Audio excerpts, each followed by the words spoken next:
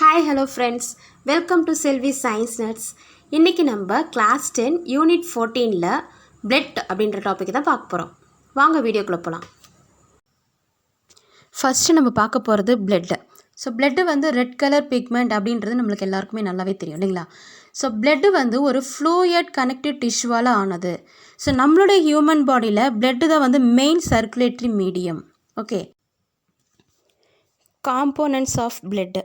So blood வந்து 2 main காம்போனன்ட்ஸாக பிரியுது. ஒன்று வந்து fluid plasma and another one is formed elements. So இதுதான் வந்து ஃப்ளூயிட் பிளாஸ்மா. அதாவது நம்ம பிளட்டை எடுத்துக்கிட்டு சென்ட்ரிஃபியூகேஷன், இதுதான் வந்து பிளட்டு. இதை வந்து சென்ட்ரிஃபியூகேஷன் பண்ணால் பிளட்டில் இருக்கக்கூடிய பிளாஸ்மா தனியாக, அதனுடைய ஃபார்ம்டு எலமெண்ட்ஸ் தனியாக பிரிஞ்சிடும். சரிங்களா? ஸோ இது வந்து பிளாஸ்மா, இது கீழே இருக்கிறது இது வந்து ஃபார்ம்டு எலமெண்ட்ஸு. ஓகே, ஸோ இப்போ இந்த பிளாஸ்மாவில் நம்ம டோட்டல் பிளட் 100%ல் 55% வந்து பிளாஸ்மாவில் தான் ப்ரெசென்ட் ஆயிருக்கு. மீதி உள்ள 45% எங்கே ப்ரெசென்ட் ஆயிருக்கு அப்படின்னா பிளட்டில். சரிங்களா? ஸோ இந்த பிளட்டில் எப்படி பிரிஞ்சிருக்கு அப்படின்னா red blood cells, white blood cells and blood platelets, அதாவது ஃபார்ம்டு எலமெண்ட்ஸ்னு சொல்கிறாங்க. இதுதான் வந்து ரெட் பிளட் செல்ஸ், அதாவது ஆர்பிசி. ஓகே, ஸோ நெக்ஸ்ட்டு வந்து ஒயிட் பிளட் செல்ஸ். ஸோ இதுதான் வந்து white blood cells, WBC. Next வந்து பிளட் பிளேட்லெட்ஸு. ஸோ இது மாதிரி பிரிஞ்சிருக்கு அப்படின்னு சொல்கிறாங்க. ஸோ காம்போனன்ட்ஸில் 2 டைப்ஸாக பிரியுது. ஒன்று வந்து plasma and another one is formed elements. So formed elements பிளாஸ்மாவில் எப்படி இருக்கும் அப்படின்னா சஸ்பெண்ட் ஆகிருக்கும். சஸ்பெண்ட் அப்படின்னா மிதந்துட்டுருக்கும். ஸோ ஃபார்ம்டு எலமெண்ட்ஸ் வந்து பிளாஸ்மாவில் மிதந்துட்டுருக்கும். ஸோ நம்மளுடைய பிளட்டில் மொத்தம் வந்து 55% வந்து பிளாஸ்மா தான் ப்ரெசென்ட் ஆகிருக்கு. மீதி இருக்கக்கூடிய 45%ல் டோட்டல் பிளட்டு ப்ரெசென்ட் ஆகிருக்கு. சரிங்களா? ஸோ இந்த பிளட்டில் ஃபார்ம்டு எலமெண்ட்ஸ் 3 டைப்ஸாக பிரியுது. என்னென்ன அப்படின்னா RBC, WBC and blood platelets. So இந்த லிக்விட் பிளாஸ்மா வந்து ஸ்லைட்லி அல்கலைன் அப்படின்னா காரத்தன்மை உடையது. ஸோ இது வந்து அல்கலைன் இன் நேச்சர், அதாவது காரமாக இருக்கும். நம்ம டேஸ்ட் பண்ணோம்னா அது காரத்தன்மையில் இருக்கும். நெக்ஸ்ட்டு வந்து இதில் வந்து நான் செல்லுலார் சப்ஸ்டன்ஸ் வந்து இருக்கும். நான் செல்லுலார் சப்ஸ்டன்ஸ் அப்படின்னா என்ன? உயிரற்ற செல் உட்பொருட்கள். ஸோ உயிரற்ற செல் உட்பொருட்கள் தான் வந்து இந்த பிளாஸ்மாவில் ப்ரெசென்ட் ஆகிருக்கும். அடுத்து இதில் பிளாஸ்மாவில் என்னென்ன இருக்கும் அப்படின்னா ஆர்கானிக் சப்ஸ்டன்சஸ், அதாவது proteins, glucose, urea, enzymes, hormones, vitamins, minerals, இதெல்லாம் வந்து இந்த பிளாஸ்மாவில் ப்ரெசென்ட் ஆகிருக்கும். ஃபார்ம்டு எலமெண்ட்ஸில் ஃபஸ்ட்டு நம்ம பார்க்க போகிறது ரெட் பிளட் கார்பசல்ஸ். ஸோ இந்த ரெட் பிளட் கார்பசல்ஸ் தான் நம்மளுடைய ஹியூமன் பாடியில் அதிக அளவில் இருக்கும். அப்படி இந்த ஆர்பிசிஸ் வந்து எங்கே உற்பத்தி ஆகும் அப்படின்னு பார்த்தா போன் மேரோ. ஸோ போன் மேரோ அப்படின்றது எலும்பு மஜ்ஜை. ஸோ போன் மேரோவில் தான் வந்து நம்மளுடைய ஆர்பிசி வந்து உற்பத்தி ஆகும். ஆர்பிசிஸ் வந்து ரெட் கலரில் இருக்கிறதுக்கு ரீசன் என்ன அப்படின்னா இதில் ரெஸ்பிரேட்டரி பிக்மெண்ட்டான ஹீமோக்ளோபின் வந்து ப்ரெசென்ட் ஆயிருக்கு. நெக்ஸ்ட்டு வந்து ஒரு மெச்சூர்டு மேமிலியனுக்கு வந்து ஆர்பிசிஸில் ஆர்கனல்ஸோ நியூக்ளியஸோ இருக்காது. அதாவது யங் மேமிலியனுக்கு ஆர்பிசிஸில் ஆர்கனல்ஸ் அண்ட் நியூக்ளியஸ் வந்து ப்ரெசென்ட் ஆகிருக்கும். அதுவே ஒரு மெச்சூர்டு மேமிலியனுக்கு ஆர்பிசிஸில் செல் ஆர்கனல்ஸும் நியூக்ளியஸும் வந்து இருக்காது, ஆப்சண்ட் ஆகிருக்கும். அதே மாதிரி இதனுடைய ஷேப் எப்படி இருக்கும் அப்படின்னா biconcave and disk shaped. Biconcave அப்படின்னா 2 பக்கமும் குழியாக ஒரு தட்டு மாதிரி இருக்கு இல்லையா? ஸோ அதுதான் வந்து பைகான்கேவ். ஸோ 2 பக்கமும் குழியாக ஒரு தட்டு மாதிரி இருக்கிறத வந்து பைகான்கேவ் அண்ட் டிஸ்க் ஷேப்டு அப்படின்னு சொல்கிறாங்க. ஸோ இதனுடைய லைஃப் ஸ்பேன் என்ன அப்படின்னு பார்த்தா 120 days. ஸோ 120 days தான் இதனுடைய லைஃப் ஸ்பேன். நெக்ஸ்ட்டு வந்து இந்த ஆர்பிசி எதில் இன்வால்வ் ஆகுது அப்படின்னா லங்ஸில் இருக்கக்கூடிய ஆக்சிஜனோட பிளட்டை எடுத்துகிட்டு வந்து மற்ற டிஷ்யூஸ்க்கு வந்து டிரான்ஸ்போர்ட் பண்ணும். ஸோ இதுதான் இதோடைய ஒர்க்கு. மேமிலியன் ஆர்பிசிக்கு வந்து நியூக்ளியஸ் கிடையாது. ஸோ நியூக்ளியஸ் இல்லாததுனால 2 பக்கமும் குழியாக இருக்கும் ஆர்பிசி பார்க்குறதுக்கு. ஸோ அதனால் இது வந்து லங்ஸ்லேருந்து ஆக்சிஜனை ஈஸியாக வந்து பைண்ட் பண்ணிக்கும். ஸோ லங்ஸ்லேருந்து வரக்கூடிய ஆக்சிஜனை இந்த பிளட்டு வந்து ஈஸியாக அதனுடைய சர்ஃபேஸ் ஏரியாவில் பைண்ட் பண்ணிக்கிறதுக்கு ஹெல்ப்ஃபுல்லாக இருக்கும். ஸோ அதனால தான் நியூக்ளியஸ் வந்து ஆப்சண்ட்டாக இருக்குது. மேமிலியன் ஆர்பிசிஸில் வந்து நியூக்ளியஸ்க்கு அடுத்து ஆர்கனல்ஸும் இல்லை அப்படின்னு சொன்னாங்க. ஸோ ஆர்கனல்ஸில் மைட்டோகாண்ட்ரியாவும் எண்டோபிளாஸ்மிக் ரெட்டிகுலமும் கிடையாது. ஸோ மைட்டோகாண்ட்ரியா இல்லாததுனால ஆர்பிசிலேருந்து எடுத்துகிட்டு வர அந்த ஆக்சிஜன் வந்து அதிக அளவு மற்ற டிஷ்யூஸ்க்கு டிரான்ஸ்போர்ட் ஆகிறதுக்கு அனுமதிக்கும். நெக்ஸ்ட்டு வந்து எண்டோபிளாஸ்மிக் ரெட்டிகுலம் இல்லாத இருக்கிறதுனால கேபிலரிஸில் வந்து ஃப்ளெக்சிபிலிட்டி அதிகமாகும். ஃப்ளெக்சிபிலிட்டி அதிகமாகிறதுனால கேபிலரிஸ் வந்து ஆர்பிசியை எளிதாக ஊடுருவ செய்யும். நெக்ஸ்ட்டு வந்து டபிள்யூபிசி வந்து ஒரு கலர்லெஸ்ஸு. இதில் வந்து ஹீமோக்ளோபின் இருக்காது. டபிள்யூபிசியில் வந்து ஹீமோக்ளோபின் ஆப்சென்ட்டு. நெக்ஸ்ட் இதனுடைய மூவ்மெண்ட் எப்படி இருக்கும் அப்படின்றாங்கன்னா அமீபாய்டு மூவ்மெண்ட், அதாவது அமீபா போல் நகரக்கூடியதாக இருக்கும். ஸோ இது எங்கெங்கே உற்பத்தி ஆகும் அப்படின்னா போன் மேரோ.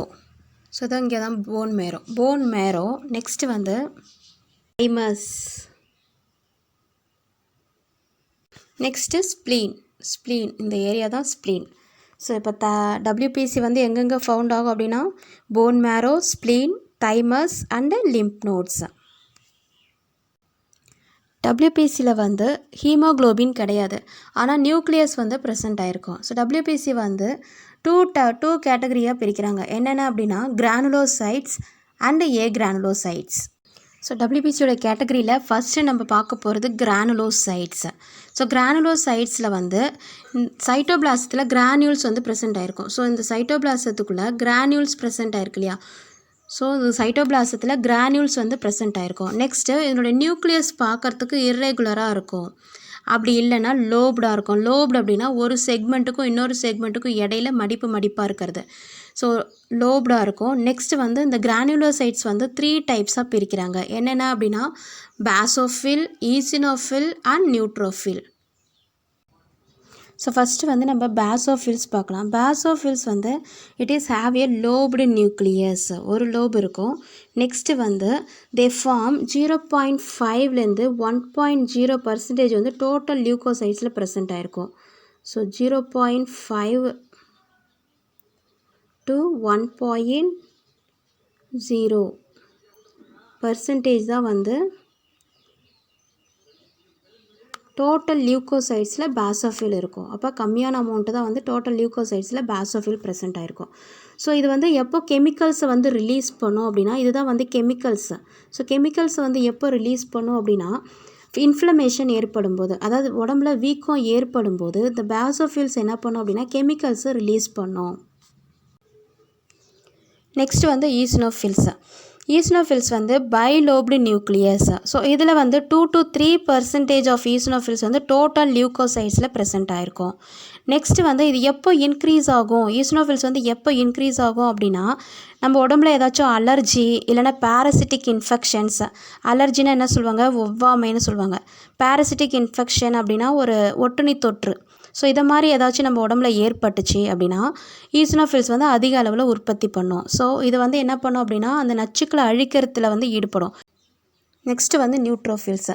ஸோ நியூட்ரோஃபில்ஸ் தான் வந்து large in size and it have a 2 to 7 lobed nucleus. அதாவது 2லேருந்து 7க்குள்ளே லோப்டு நியூக்ளியஸ் வந்து ப்ரெசென்ட் ஆகிருக்கும் நியூட்ரோஃபில்ஸில். நெக்ஸ்ட்டு வந்து நியூட்ரோஃபில் வந்து டோட்டல் லியூக்கோசைட்ஸில் 60 to 65% வந்து ப்ரெசென்ட் ஆகிருக்கும். சரிங்களா.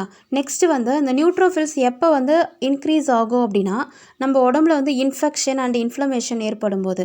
ஸோ நோய் தொற்று மற்றும் இன்ஃப்ளமேஷன் அப்படின்னா வீக்கம். ஸோ நோய் தொற்றும் வீக்கமும் ஏற்படும் போது நியூட்ரோஃபில்ஸ் வந்து அதிக அளவில் வந்து இன்க்ரீஸ் ஆகும்.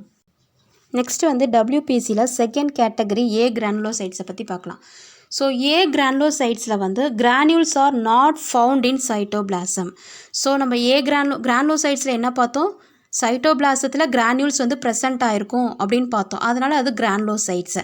அதுவே ஏ கிரானுலோசைட்ஸில் சைட்டோபிளாசத்தில் கிரானியூல்ஸ் வந்து ஆப்சென்ட் ஆகிருக்கும். அதனால தான் அதை ஏ கிரானுலோசைட்ஸ் அப்படின்னு சொல்கிறாங்க. சரிங்களா. ஸோ இங்கே ஏ கிரானுலோசைட்ஸ் வந்து 2 டைப்ஸாக பிரியுது. என்னென்ன அப்படின்னா மோனோசைட் அண்ட் லிம்போசைட்ஸ். ஸோ ஏ கிரானுலோசைட்ஸில் ஃபஸ்ட்டு டைப் என்ன அப்படின்னா மோனோசைட்ஸ். ஸோ மோனோசைட்ஸ் தான் வந்து இருக்கிறதுலே லார்ஜஸ்ட் லியூக்கோசைட்ஸ்லேயே இருக்கிறதுலே லார்ஜஸ்ட் ஒன் எது அப்படின்னு பார்த்தா மோனோசைட்ஸ். ஸோ இந்த மோனோசைட்ஸோட ஷேப் எப்படி இருக்கும் அப்படின்னா அமீபாய்டு இன் ஷேப், அமீபாய்டு வடிவத்தில் இருக்கும். நெக்ஸ்ட் இதனுடைய செல்ஸ் வந்து 5லேருந்து 6% வந்து டோட்டல் லியூக்கோசைட்ஸில் ப்ரெசென்ட் ஆகிருக்கும். ஸோ 5 to 6% வந்து டோட்டல் லியூக்கோசைட்ஸில் ப்ரெசென்ட் ஆகிருக்கும். நெக்ஸ்ட்டு வந்து இதை வந்து தே ஆர் ஃபேகோசைட்டிக் அப்படின்னு சொல்கிறாங்க. ஃபேகோசைட்டிக் அப்படின்னா விழுங்கு செல்லாக இருக்கிறதுனால இது என்ன பண்ணும் அப்படின்னா பாக்டீரியாவை விழுங்கும். ஏ கிரானுலோசைட்ஸில் செகண்ட் டைப் வந்து லிம்போசைட்ஸ். ஸோ லிம்போசைட்ஸில் வந்து 20லேருந்து 25% வந்து டோட்டல் லியூக்கோசைட்ஸில் ப்ரெசென்ட் ஆகிருக்கும். 20லேருந்து 25% வந்து டோட்டல் லியூக்கோசைட்ஸில் வந்து ப்ரெசென்ட் ஆகிருக்கும். நெக்ஸ்ட்டு வந்து இட் ப்ரொடியூஸ் ஆன்டிபாடிஸை வந்து எப்போ ப்ரொடியூஸ் பண்ணும் அப்படின்னா, நம்மளுக்கு இப்போ பாக்டீரியல் அண்ட் வைரல் இன்ஃபெக்ஷன் ஏற்படும் போது லிம்போசைட்ஸ் என்ன பண்ணும் அப்படின்னா ஆன்டிபாடிஸை ப்ரொடியூஸ் பண்ணும். நெக்ஸ்ட் நம்ம பார்க்க போகிறது blood platelets or thrombocytes. So blood platelets வந்து பார்க்குறதுக்கு சைஸு ஸ்மாலாக தான் இருக்கும் and it is colourless. So blood பிளேட்லெட்ஸ்க்கு வந்து என்ன கிடையாது அப்படின்னா நியூக்ளியஸ் வந்து கிடையாது. ஸோ இதோட லைஃப் ஸ்பேன் என்ன அப்படின்னு பார்த்தா 8 to 10 days. So 8 to 10 days தான் இதோடைய லைஃப் ஸ்பேன். நெக்ஸ்ட்டு இது பிளட்டில் வந்து எவ்வளோ பிளேட்லெட்ஸ் வந்து ப்ரெசென்ட் ஆகிருக்கும் அப்படின்னா 2,50,000லேருந்து 4 lakh வரைக்கும் 1 cubic millimeter ஆஃப் பிளட்டில் வந்து ப்ரெசென்ட் ஆகிருக்கும். நெக்ஸ்ட்டு இதனுடைய இம்பார்ட்டண்ட் ரோல் என்ன அப்படின்னு பார்த்தா கிளாட்டிங் ஆஃப் பிளட். நம்மளுக்கு இப்போது காயம் எதுவும் ஏற்பட்டுச்சு அப்படின்னா இரத்த உறைதலை ஏற்படுத்தி இரத்தப்போக்கை வந்து தடுக்கும். அடுத்து நம்ம பார்க்க போகிறது blood vessels. So blood vessels அப்படின்னா பிளட்டை வந்து டிரான்ஸ்போர்ட் பண்ணக்கூடிய வெசல், அதனால தான் அதை பிளட் வெசல்ஸ் அப்படின்னு சொல்கிறாங்க. ஸோ பிளட் வெசல்ஸ் வந்து 3 டைப்ஸாக பிரிக்கிறாங்க. என்னென்ன அப்படின்னா ஆர்டரி, வெயின் அண்ட் கேபிலரிஸ். சரிங்களா, artery, vein and capillary. So first நம்ம ஆர்டரியை பற்றி பார்க்கலாம். ஸோ ஃபஸ்ட்டு வந்து ஆர்டரிஸை பற்றி பார்க்கலாம். ஆர்டரிஸ் எப்படி இருக்கும் அப்படின்னா they are thick and elastic vessels. So பார்க்கறதுக்கு திக்காக இருக்கும். நெக்ஸ்ட் இதோடைய வெசல்ஸ் எப்படி இருக்கும் அப்படின்னா எலாஸ்டிக்காக இருக்கும். நெக்ஸ்ட்டு வந்து இது என்ன பண்ணும் அப்படின்னா ஹார்ட்டில் இருக்கிற பிளட்டை வந்து எல்லா பாடி பார்ட்ஸ்க்கும் எடுத்துகிட்டு போகும். அதான் எல்லா ஆர்கனுக்கும் வந்து பிளட்டை வந்து ஹார்ட்லேருந்து எடுத்துகிட்டு போகும். ஸோ ஹார்ட்லேருந்து எடுத்துகிட்டு போகிற பிளட் வந்து ஆக்சிஜனேட்டட் பிளட்டாக எடுத்துகிட்டு போகும். ஆக்சிஜனேட்டட் பிளட் அப்படின்னா பிளட்டில் ஆக்சிஜன் கலந்துருக்கும். ஸோ ஹார்ட்லேருந்து ஆக்சிஜனேட்டட் பிளட்டை வந்து ஆர்டரிஸ் நம்ம பாடியில் இருக்கக்கூடிய எல்லா ஆர்கனுக்கும் எடுத்துகிட்டு போகும் accept pulmonary artery. So pulmonary artery மட்டும் டீஆக்சிஜனேட்டட் பிளட்டை லங்ஸுக்கு எடுத்துகிட்டு போகும். பல்மோனரி ஆர்டரி டீஆக்சிஜனேட்டட் பிளட்டை லங்ஸுக்கு எடுத்துகிட்டு போகும். Second one veins. So veins வந்து பார்க்குறதுக்கு தின் அண்டு நான் எலாஸ்டிக் வெசல்ஸ். ஸோ பார்க்குறதுக்கு தின்னாக இருக்கும். இந்த வெசல்ஸ் வந்து நான் எலாஸ்டிக்காக இருக்கும்.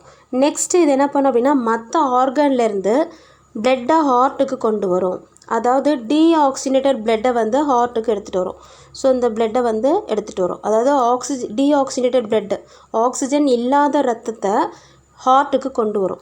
ஸோ பல்மோனரி வெயின் மட்டும் என்ன பண்ணும் அப்படின்னா ஆக்சிஜனேட்டட் பிளட்டை ஹார்ட்டுக்கு கொண்டு வரும். அதாவது லங்ஸ்லேருந்து ஆக்சிஜனேட்டட் பிளட்டை வந்து ஹார்ட்டுக்கு கொண்டு வரும். நெக்ஸ்ட்டு வந்து கேபிலரிஸ். ஸோ கேபிலரிஸ் வந்து narrow tubes. So it is formed by branching of arterioles. So arterioles branching of ஆர்டரியோல்ஸ்லேருந்து தான் கேபிலரிஸ் வந்து ஃபார்ம் ஆச்சு. நெக்ஸ்ட்டு வந்து இந்த branching of arterioles unite to form venules. Branching of arterioles unite to form venules. And next venules and the vein.